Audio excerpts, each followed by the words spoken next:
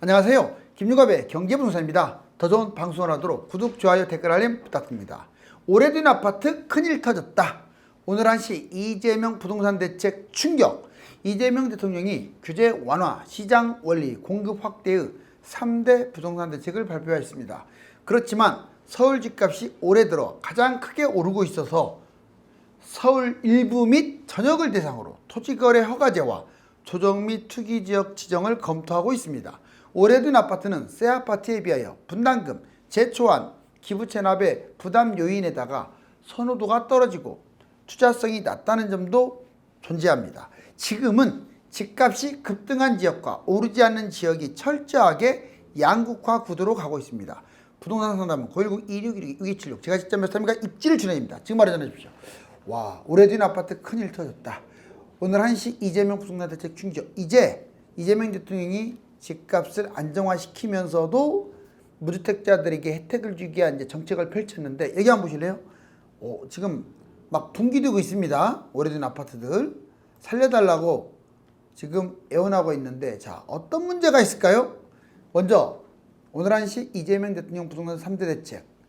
부동산은 공급의 방점, 세금으로 집값을 안 잡겠다라고 부동산 공약에서는 말을 했어요. 그런데 여기 보세요. 자, 먼저 규제를 완화한다. 시장 원리대로 진행하겠다. 그런데 집값이 급등하면 당연히 규제가 따라갈 수밖에 없는데 지금 상당히 위험한 상태예요. 왜냐? 다음 보세요. 자, 먼저 규제 완화, 재건축 재개발 규제 완화, 용적률 상향하겠다라고 말을 했습니다. 3기 신도시는 속도를 내고 4기 스마트 신도시는 개발하겠다. 그 다음에 고분양을 해소. 지금 너무 분양가가 비싸잖아요. 그건 분양가 상한제를 적용 안 했기 때문에 그런데 아마 상한제를 적용해서 분양가를 싸게 낮출 것 같아요. 자, 공공임대 확대, 1인 가구 확대, 이렇게 해서 지금 규제를 완화하는 상황. 두 번째, 시장 원리, 종부세, 양도세, 중과 등 세금 억제. 세금을 예전에는 막 억제했잖아요. 종부세, 양도세 내게 해가지고 그거를 지양하겠다. 즉 함부로 세금을 높이지 않겠다. GTX 등 인프라 확대, 개발. 자, 2개의 주소지 제도를 도입하겠다. 와, 2개의 주소지 제도를 도입하게 되면 이제 다주택자가 늘어날 텐데 아마 제가 보기에는 집값 안정 차원에서 그런 것 같은데 한번 보자고요. 서민의 내 집 마련. 그렇다면 DSR 지금 3단계 진행되고 있는데 그걸 완화하고 공공을 확대하겠다. 특히 공공부동산, 공동아파트를 확대하겠다라는 게 눈에 띕니다. 자, 이거 보세요. 집값 급등 규제 시행. 자, 서울시장이요. 지금 집값이 토지거래 허가제 푼 다음에 집값 폭등했죠. 그 다음에 뚝 지금 상승폭이 낮았다가 다시 지금 토지거래 허가제 때보다 더 올라갔어요. 이래버리면 자, 서울시장이 지금 이렇게 말을 했습니다. 한강라인 또는 서울 전역에 대해서 토지거래 허가제를 확대하겠다. 이미 발표한 상황이에요. 다음으로 대통령은 이제 특별히 발표한 건 아니지만 이렇게 집값이 폭등을 하면 서울하고 경기도 핵심 지역은 예전에 조정지역, 투기과열지역 들어보셨죠? 이걸로 묶을 수가 있어요. 지금은 강남 3구하고 용산구 이 4개 구만 조정지역이자 투기과열지역 또는 뭐 예전에 투기지역, 지금 투기과열지역과 투기지역을 합쳐서 투기지역으로 묶었습니다. 그렇게 또 새롭게 지정을 하게 되면요, 이제 거주를 해야 하고 분양권도 문제가 되고. 지금 서울시장과 대통령이 얼마든지 이걸 할 수가 있습니다. 지금 세수 부족, 세금 확대. 지금 세금이 너무 부족해요. 그런데 지금 세금으로 집값 완화시키지 않겠다라고 했잖아요. 근데 그게 쉬울까요? 과연? 어디서 돈 나고? 제가 예전에 말했듯이 대기업이나 공무원, 직원들 반전 탁 정리해고 하지 않은 한은 답이 안 나와요. 종부세. 자, 오래된 아파트 큰일 났다. 집값이 5억인데 분담금도 5억. 세상에. 이제 재개발은 그나마 속도가 붙으면 입지 좋은 데는 많이 벌어요. 그런데 재건축은 로또 재건축 시대 지났습니다라고 말하잖아요. 물론 강남이나 이런 데는 새 아파트가 계속 올라갈 것 같으니까 괜찮은데 한강 라인하고 외곽 지역은 좀 별로죠. 자, 오래된 아파트 큰일 났다. 먼저 분담금, 비선호, 투자성. 자, 자재가 급등으로 집값이 5억인데 분담금이 5억이에요. 물론 서울 같은 경우는 뭐 10억, 15억으로 간다 할지라도 집 자체가 워낙 비싸니까 얼마든지 분담금을 소화할 수 있는데 경기도라든가 특히 지방 같은 데는 오히려 손해를 봐요. 재건축 못해요. 비선호. 여기 보시면 경기 60%, 지방이 80%는 재건축할 때 분담금으로 손실 본대요. 다주택자가 많이 지금 보유하고 있는데 그러면 하락장에 오래된 아파트를 헐값에 투매할 수도 있어요. 선호하지 않는다. 새 아파트를 주로 선호하죠. 오래된 아파트는 선호하지 않습니다. 근데 2기, 3기 신도시 택지지구 새 아파트가 지금 우위이긴 하지만 너무 많이 뛰어가지고 이제 오히려 구축 아파트들이 올해는 탄력을 받을 수도 있을 것 같아요. 투자성, 갭 투자 시에 전세가가 낮아요. 오래된 것들은. 그러니까 투자 금액이 많이 들어가니까 투자성이 떨어지고 집값 상승장에 신축에 비해서 상승폭도 낮아요. 인구 감소, 공급 과잉으로 빈집이 크게 증가합니다. 자, 현재 재건축 규제들 한번 볼까요? 자, 초과이익 부담금 징수 본격화, 재건축 발목 잡나. 지금 재건축에 대한 규제가 완전히 법제화되지를 않았어요. 자, 먼저 기부 체납. 정부가 용적률을 많이 준다고 해놓고 돈을 많이 뺏어가려고 하는 거예요. 또는 임대 주택을 많이 짓게 하고. 여기 보세요. 자, 정부 용적률 300% 높여주고 수익성 개선. 기부 체납과 의무 임대 25%, 의무적으로 임대를 25%를 제공해야 돼. 오히려 수익성이 악화돼 버려요. 80% 이상 중저가 재건축하면 오히려 적자야. 10개 중에 8개는 적자라고 기부 체납하면. 다음, 재초안 초과이익 환수제라고 하죠. 재건축 초과이익에 대한 환수. 수익이 엄청나게 악화되겠죠. 초과했다고 해서 이익이 초과했다고 돈 뺏어가? 분양가 상한제 적용. 조합원 수익이 급감합니다. 재건축 반대표가 급증할 수도 있어요. 그러면 현행 제도로 재건축이 빨라지기는 불가능해져요. 또 추가 분담금이란 말 들어봤죠? 공사비 3.3m당 1천만 원인데 자재값 인건비가 미친 듯이 뛰었어요. 땅값도 뛰고. 아파트 하락, 집값 하락으로 수익성이 악화됐어요. 분양가 상한제가 적용되는 3기 신도시는 그나마 괜찮은데, 자, 그냥 일반 재개발 재건축하는, 특히 재건축하는 곳들 추가 분담금 때문에 망할 수가 있어요. 아니 세상에 재건축한다고 떼돈 버는 것도 아닌데 기부 체납, 재초안, 추가 분담금 이게 뭡니까? 이 대통령 부동산 대책. 자, 4기 신도시 재개발 용적률 완화, 이재명 첫 부동산 공급. 아까 제가 잠깐 이재명 대통령의 3가지 부동산 대책을 언급했는데 추가로 한번 해볼까요? 자, 4기 신도시. 4기 신도시를 개발해서 무주택자에게 팍팍 공급하겠다. 왜냐하면 3기 신도시가 지금 너무 늦으니까 이게 지금 공약에 나왔다가 빠진 거죠. 1년에 50만 원씩 지어서 주택 부족 탈출. 지금 입장에서는 정말로 주택이 필요해요. 그런데 문제가 있어요. 지금 3기 신도시 분양 계획, 사전 청약 끝났잖아요. 이게 본 청약 들어갈 텐데 얘가 입주할 때면 집이 남아 돌아요. 50만, 이제 이렇게 보시면 돼요. 대략 한 50군데 정도가 신도시, 그 다음에 택지지구가 들어가는데 집으로 따지면 100에서 200만 가구. 와, 그게 한꺼번에 들어가는데 뭐가 모자라서 4기 신도시를 또 짓겠어요? 그게 4기까지 들어가게 되면 이게 인구도 줄어드는데 큰일 납니다. 지금 당장 너무 지금 입주하는 물량이 너무 적으니까 지금 하는 말이에요. 정책 유지, 1기 신도시 노후 인프라 재정비 활성화. 그렇죠. 1기 신도시는 이제 재건축이잖아요. 여기뿐만 아니라 재건축들, 재개발들 활성화시키겠다. GTX ABC 지원하지 않고 추진하겠다.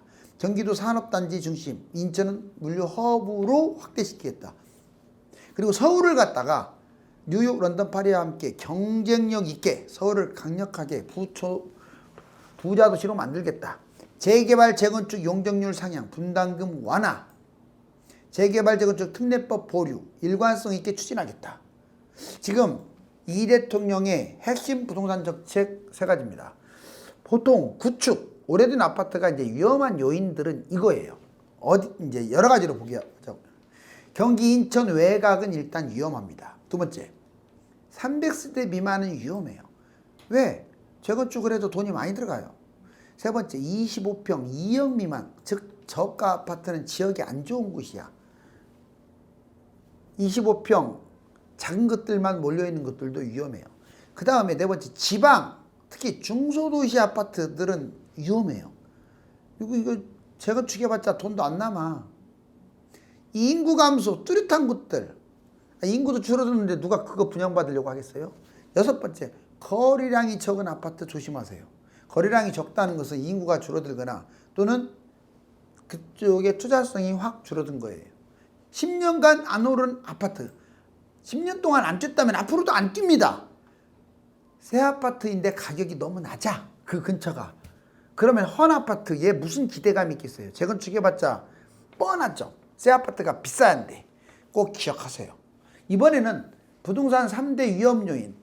자, 부동산이 이제 제가 떨어진다고 폭락한다 이런 말이 아니에요. 집값은 계속 올라갈 거예요. 그런데 양극화가 됩니다. 근데 양극화에서 안 좋은 곳들은 바로 이 세 가지. 인구가 몰려있는 곳이에요. 그 다음에 공급이 넘쳐나는 곳이에요. 그리고 거품이 많은 곳들이에요. 거품이 많다는 것은 꼭 가격이 비싸다고 해서 거품이 많은 게 아니에요. 수요층이 따라가지를 않는데 가격이 비싸다는 뜻이에요. 어떤 곳은 40억인데도 가격이 싸고 어떤 데는 5억인데도 가격이 비싼 거예요. 이걸 아셔야 돼요. 자, 인구 감소, 총인구, 생산인구, 출생아가 지금 감소되고 출산, 혼인 19만, 합계 출산 0.78명으로 꼴찌인데 다행히 다시 0.8명대를 해보겠습니다. 기타 1인 가구 증가 35% 마이너스, 빈곤 증도 마이너스 25, 엄청나네요. 공급 전국 5년간 270만 가구 공급 폭탄을 맞을 수가 있어요.